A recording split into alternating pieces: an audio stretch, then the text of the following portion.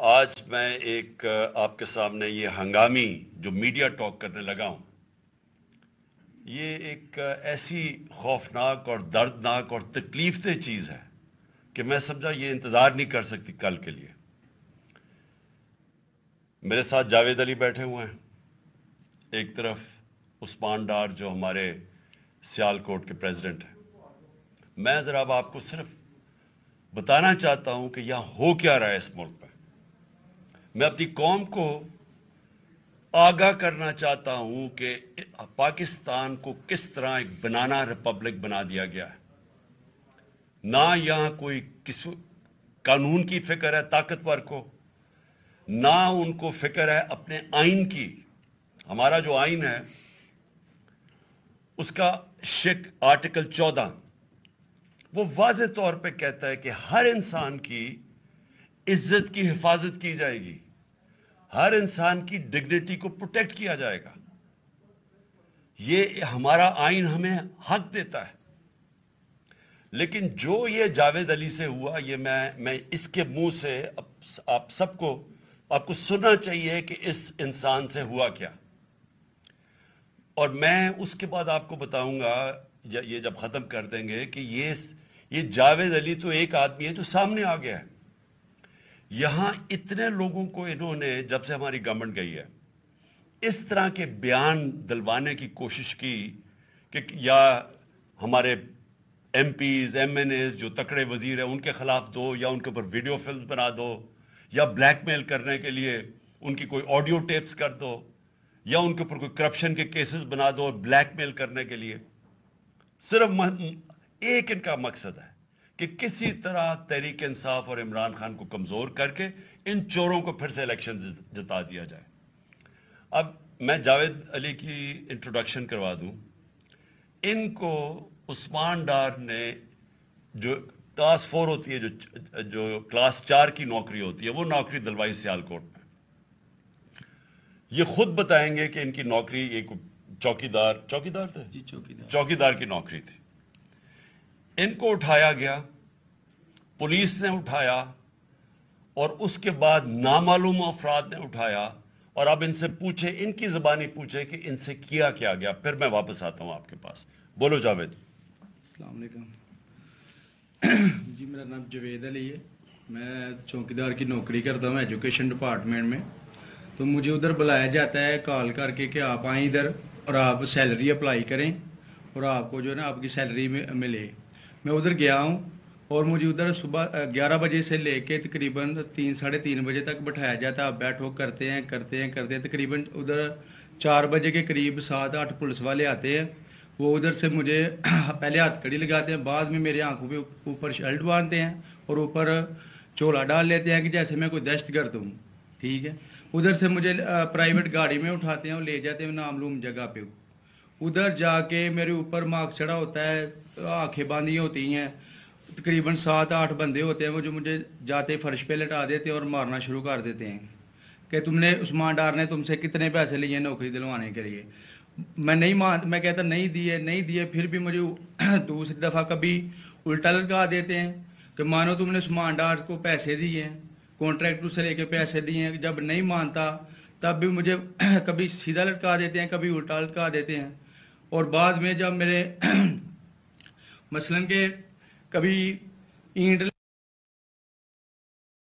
میرے نازک ہی سنتے ہیں کہ مانو تم کانٹریکٹ سے پیسے لے کے عثمان ڈار کو دیتے ہو، کپڑے اتارتے ہیں، بتاؤ۔ بعد میں مجھے ننگا کرتے ہیں، کپڑے اتار کے ادھر فرش پہ بٹھا دیتے ہیں کہ مانو تم نے عثمان ڈار کو پیسے دیے ہیں۔ جب نہیں مانتا تو پھر ادھر سے کہتے ہیں کہ ڈالا بھیجو، اس کی بیوی کو اٹھاؤ، اس کے بچے کو اٹھاؤ اور ادھر اس کو لا کر اس کو برہنہ کرو، اس کی ویڈیو بناؤ، فیس بک پہ ڈالو اور بلیک میل کرو۔ تب ادھر سے جا کے جب میری فیملی آئی تب میں ادھر سے ٹوٹا، ان کے آگے رویا کہ اب آپ بتائیں کہ میں نے کیا کرنا ہے۔ اس نے کہا کہ آپ 164 کے بیان دیں، اور یہ کمنٹ میرے کہہ رہے ہیں کہ آپ نے یہ پیسے ٹھیکیداروں سے لے کے عثمان ڈار کو دی۔ یہ بتائیں آپ کہ کوئی یہ سب چپ ہو جاتے تھے جب کوئی آتا تھا ایک آدمی؟ جب میری تو آنکھیں باندھی ہوتی تھی، ٹھیک، اس وقت جب کوئی آتا تھا ادھر، کوئی افسر آتا تھا، یہ کہتے تھے کہ بڑے صاحب آ گئے ہیں، اور سب سائلنٹ ہو جاتے تھے۔ جب وہ آتا تھا سب سائلنٹ تھا، اب ٹھیک ہے लगे रहो, करते जाओ, लगे रहो, ये बात। मैं अब आपके सामने ये जो जावेद अली ने बात रखी, ये हर तरह हम कंफर्म कर सकते हैं। कुरान के ऊपर हाथ रखने के लिए मेरे सामने तैयार थे। ये उस्मान डार को फंसाने के लिए, इसको करप्शन केसेस में लाने के लिए, ये सारी चीज, ये जो इससे 164 का बयान दिलवाया गया, और फिर बीवी बच्चों को साथ वाले कमरे में ला के इनको कहा कि उसको नंगा करेंगे। ये सीधी बात बताए, बीवी को कहा कि उसको नंगा करके उसकी तस्वीरें बनाएंगे और फिर फेसबुक पे चलाएंगे। मैं आज अपनी बड़े रिस्पेक्ट से, मैं अपनी अदलिया से, मैं अपनी चीफ जस्टिस साहब से कहना चाहता हूं कि देखें, मैं अब से नहीं, जब से हमारी हुकूमत गई है, मैं तब से कहता रहा हूं कि हमारे बुनियादी हकूक की हिफाजत कौन करेगा। शहबाज गिल को उठाया, उसको टॉर्चर किया गया, उसको नंगा किया गया, उसको लटकाया गया ऊपर, उसको मारा गया। उससे बयान दिलवा रहे थे कि इमरान खान के खिलाफ स्टेटमेंट दो, जो इसको कह रहे थे उस्मान डार के खिलाफ स्टेटमेंट दो। उसको मैं तब भी, मैंने सिर्फ एक मेरे मुंह से निकल गई और उससे मैं निकल गई कि हम जिस जज ने उनको रिमांड दिलवाया था वापस शहबाज गिल को वापस जेल में, जब वो टॉर्चर हुआ था, तो मैंने कहा कानूनी कार्रवाई करेंगे। मेरे ऊपर कंटेम्प्ट नोटिस किया गया, लेकिन कोई, किसी ने, एक कस्टोडियल टॉर्चर सारी दुनिया के अंदर मना है, कस्टोडियल टॉर्चर के ऊपर कुछ नहीं हुआ। फिर आजम स्वाति को उठाया गया और सारी कौम के सामने, जो आजम स्वाति ने अपने जुबान से बताया कि उसे किया क्या गया, एक ट्वीट के ऊपर, उसका सिर्फ एक ट्वीट कर दी थी उसने कि NRO2 बाजवा ने दिया, जो सब कौम जानती है। उसके ऊपर जो उससे किया गया, फिर वीडियो भेजी गई उसकी बीवी और उसकी बेटी को। ऐसी चीजें इस मुल्क की तारीख में कभी नहीं हुई, या मैं तो नहीं कभी सुनी थी ऐसी चीजें। शायद दहशतगर्दों से होती हो, शायद कोई बाहर के जासूसों से होती हो, गद्दारों से, लेकिन अपने शहरियों को इस तरह करना इस मुल्क की तारीख में कभी नहीं हुआ। मैंने, जब मुझे गोलियां लगी, मैंने तब चीफ जस्टिस साहब को पहले मुखातिब हुआ। मैंने कहा देखें, जिन्होंने मुझे ये कत्ल करने की कोशिश किया वो सारे इख्तिदार में बैठे हुए हैं। उसमें ये जनरल बाजवा लेके आया यहां, तब से ये तशद्दुद शुरू हुआ है। शहबाज गिल का, आजम स्वाति का, मुझे गोलियां लगी।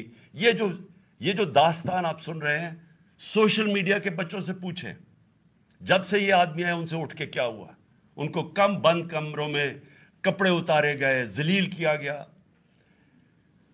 एक मां बाप ने मुझे कॉल की, उन्होंने कहा अभी तक उनका बेटा नॉर्मल नहीं हुआ। उससे ऊपर इतना तशद्दुद किया कि वो अभी तक नॉर्मल नहीं हुआ। और मैं उनको कहा, जिस तरह इसको जावेद को कहा मैंने, सामने आओ। सब डरते हैं, नामालूम अफराद से सब डरते हैं, और कोई किसी किस्म की प्रोटेक्शन किसी को नहीं है, क्योंकि ये कानून के ऊपर है, ये जो मर्जी कर ले, कोई उनको बचाने वाला नहीं है। कोई जावेद जैसे इंसानों को जब ये करते हैं, इसको फिर धमकियां दी गई कि तुमने ये बताना किसी को नहीं है, तो हम ये कर देंगे, हम तुम्हें ये मरवा देंगे। तो ये, इस मुल्क की, हमारे पास तो एक ही रास्ता है, और मुझे पता है कि अदलिया के ऊपर पूरा अटैक है, ये माफिया का। ये पॉलिटिशियन नहीं है, ये माफिया है, जो टेपें बनाता है जजेस की, जो हर किस्म की ब्लैकमेल करता है। इंटीरियर मिनिस्टर टेप चला रहा है किसी की, ये बिल्कुल गैर कानूनी चीज है।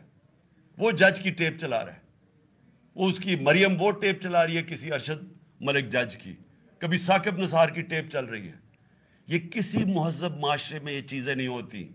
ये कंट्रोल के लिए, अदलिया को कंट्रोल के लिए सिर्फ ये सारे हरबे इस्तेमाल किए जा रहे हैं। मैं आज इस प्लेटफॉर्म से अपने चीफ जस्टिस और अपनी हायर जुडिशरी को, उम्मीद तो सिर्फ आपसे रह गई है। इस वक्त जो जिस तरह का जुल्म किया जा रहा है, ये नामालूम अफराद जो कर रहे हैं इस मुल्क के साथ, और खास तौर یہ کیسے ہو سکتا ہے کہ میری جو ساری جے آئی ٹی کی رپورٹ تھی جو انہوں نے فورینسک ایویڈنس جمع کی ہوئی تھی وہ ساری ختم کر دی ہے. ان 4 آفیسرز کو پھر اوپر بٹھا دیا ہے جن کے اوپر پروسیکیوٹر جنرل نے کہا تھا کہ انہوں نے میری جے آئی ٹی کی ایویڈنس سیبوٹاج کرنے کی کوشش کی. اس نے ٹیررزم کورٹ کو بتایا ہے, ان کو واپس لا کے اوپر بٹھا دیا ہے. یعنی اس سے انصاف ملے گا؟ ساری ایویڈنس ختم کر دی ہے تو ہمیں کدھر جائیں گے ہم؟ میری ریکویسٹ ہے چیف جسٹس صاحب, یہ جاوید علی کی اس کے اوپر سوٹ موٹ